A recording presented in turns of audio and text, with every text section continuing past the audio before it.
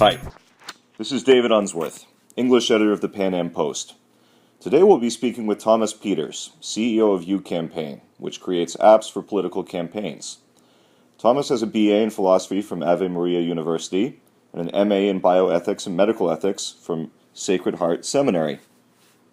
His company created the official Vote Leave app, which was cited as being instrumental in last year's surprise Brexit vote, in which the UK voted to leave the EU by a 52-48 margin.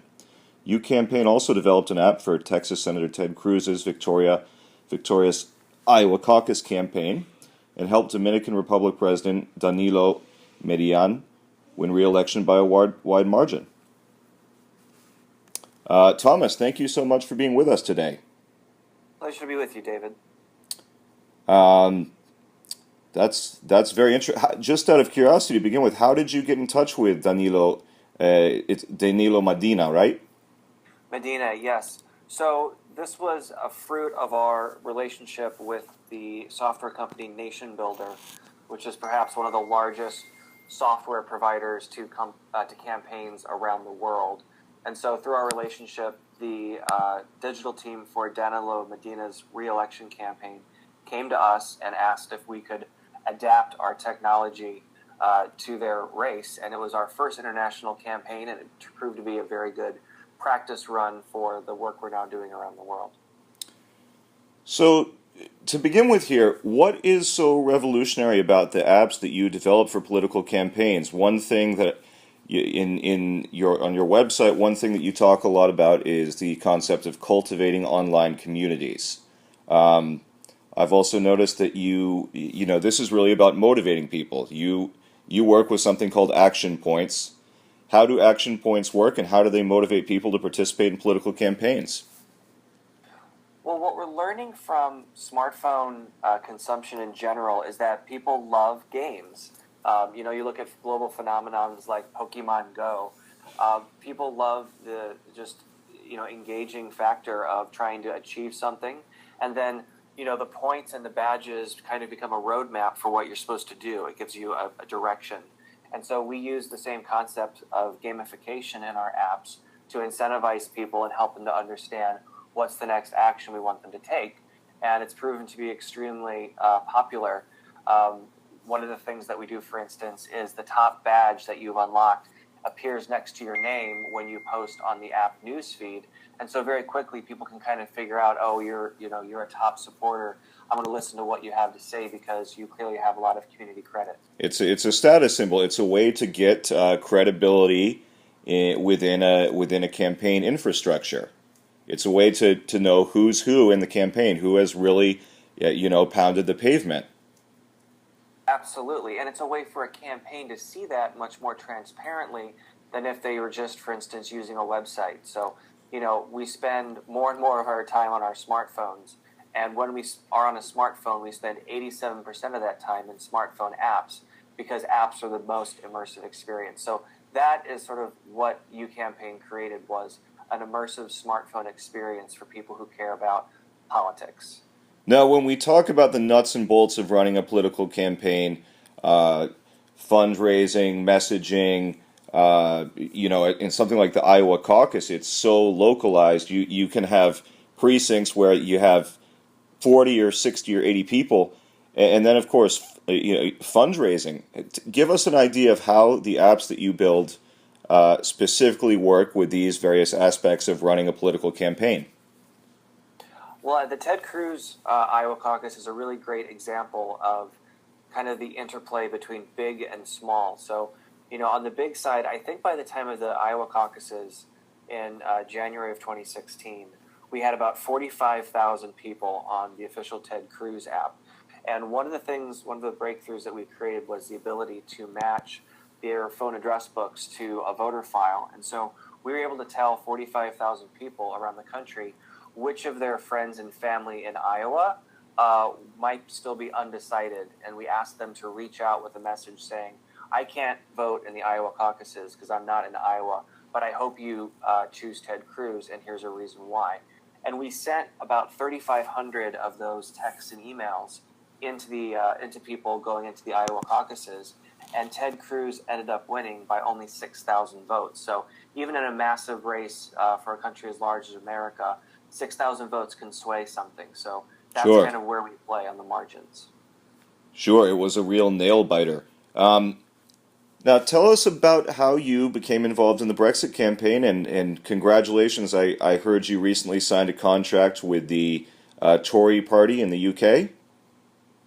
That's right. We're extremely excited about working with our friends across the pond, as they say. So the Brexit opportunity was, again, kind of one of those serendipitous moments. There was a digital partner that we had met on the Ted Cruz campaign that was also helping with one of the Vote Leave campaigns, and they quickly saw that this Vote Leave community needed to have an app because they didn't have a way of mobilizing their supporters. And so we built that app in record time. We built that app in 6 days because we only had a month to go before the vote. And we released it 3 weeks before the vote. And in those 3 weeks, we were able to send out over 150,000 peer-to-peer messages like we did in the Iowa caucuses. And the purpose of that message was to let other people know that they were not the only ones who were thinking of voting leave. And it turned out that more people decided to vote leave than decided to vote remain. Sure, and we kind of live in an age where the academic elites, the media elites, the cultural elites, even the CEOs of some of these big tech outfits like Twitter and Facebook, and tend to lean towards the left. And there's even been allegations that Facebook and Twitter have been discriminating against, say, conservative or libertarian points of view. So, how does uCampaign work in the context of social media? And I mean, do you see this as a way to give kind of the political right a new entry point into social media? Yeah, we're trying to level. It's a great question, and I think about that a lot. We're trying to do two things. We're trying to level the playing field, and we're trying to increase the overall participation of people in democracy. And I think one of the most fundamental promises of the internet is that it's supposed to be free. It should be a free forum for people, no matter their political persuasions, to share their views and organize. And unfortunately, with a lot of what I call big social, with Facebook and Twitter, there is either an intentional or unintentional bias sometimes, and that means that people who are more on the center-right side of things don't feel as free to share their opinions and feel that their points of view aren't represented. So what we created with uCampaign is just a fresh sandbox where people can say anything they want, and they can choose to affiliate themselves with people they agree with. I think it's a new paradigm. Sure. I mean, we've even seen. I haven't thus far heard of cases of Facebook outright banning people for political views, but Twitter has suspended or outright banned several people. I mean, Milo Yiannopoulos, for example, comes to mind. But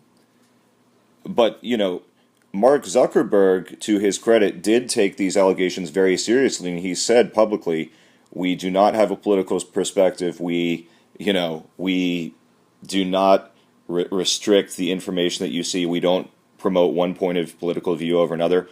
What do you say to that? Well, when it comes to Facebook, I think at the end of the day, Mark Zuckerberg is a very smart businessman. And I think he realizes, looking at their own analytics, that people are unsubscribing because they don't feel like Facebook is the best place to share their political views. If I share my views on Facebook that are unpopular, it provokes a fight, and that isn't really very fun to look forward to. That's why more and more people are just going on Instagram, because if you share pictures, it's neutral and no one gets into a fight, and it's a nice place to be. What Facebook is trying to do is put people more and more into small groups where they can feel free to communicate. We've created that exact same thing, but the difference is the organizations have access to their supporters directly and don't have to pay Facebook as a middleman.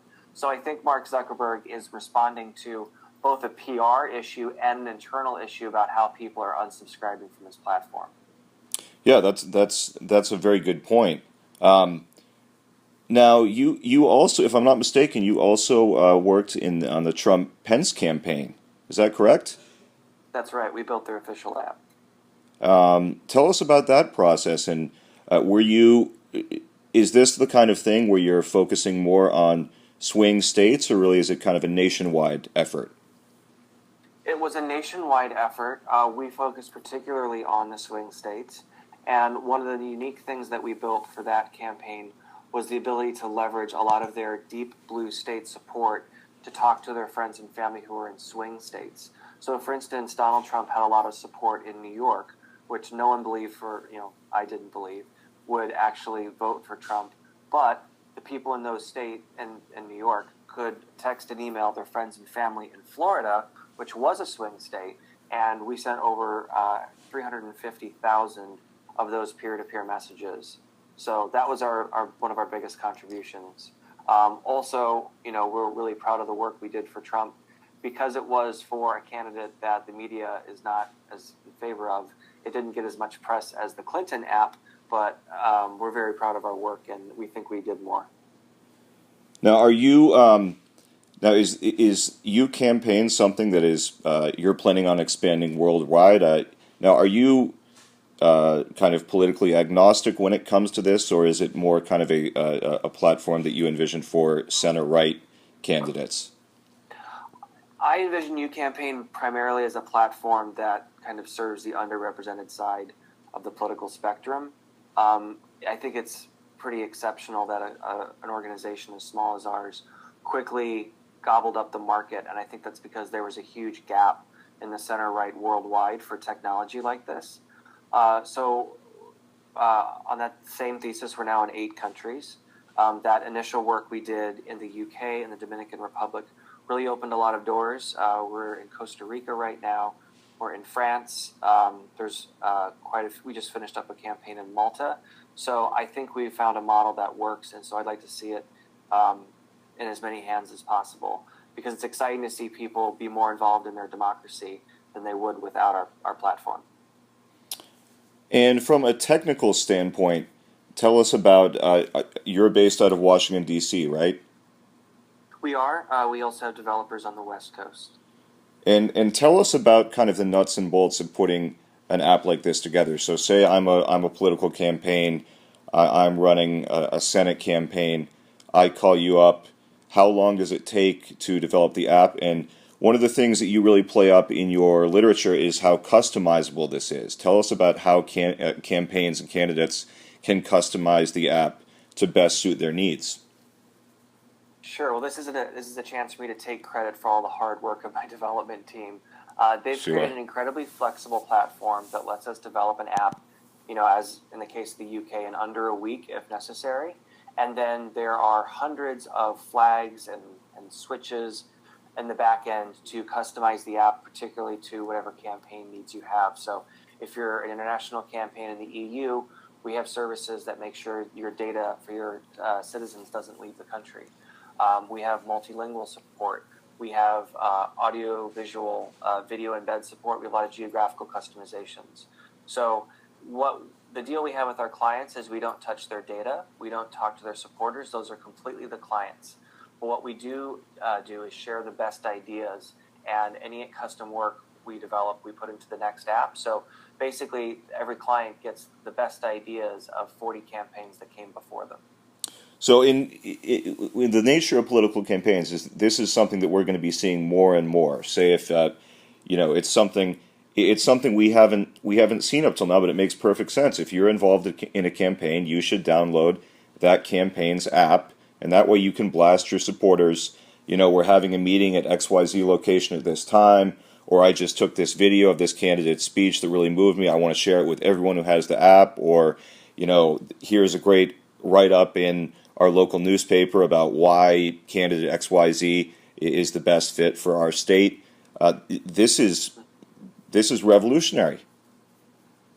Well, I'm glad you think so, and I'm really appreciative that you're sharing this new idea with your audience. We're trying to be the app for people who care about politics. Yeah, by all means. So, your background is in philosophy and biomedical ethics? That's right. I came through a very winding path. I wanted to be a professor like my father, and I loved the education that I received. But when I moved to Washington, D.C. for my second degree, I just got pulled into the political world because I wanted to not only know kind of what was good, but to try to put it into action. And that's what politics is. And then after doing that for 8 years working in politics, I realized that there wasn't a tool like uCampaign, and I just was really tired of finding it so difficult to get people to do things and to care. And this app is my attempt to solve that problem. And is there what's the world of your competition like? Is there something comparable on the left? Is there a big app developer that generally works with the Democratic Party, DNC, and so forth? There actually, it's fascinating. There isn't an equivalent to us on the left, and there are other companies that sort of try to do what we do, but I just think we have the full package between the gamification, the advanced feature set, and the customization. So we're pretty far ahead of the pack. I expect competition at some point. I think that's a good thing. It's a form of flattery if they try to basically recreate what you do. But we've got a nice head start. A lot of the app shops on the left will spend a lot of money creating one app that they can't reuse. So this is sort of like asymmetric warfare on our side.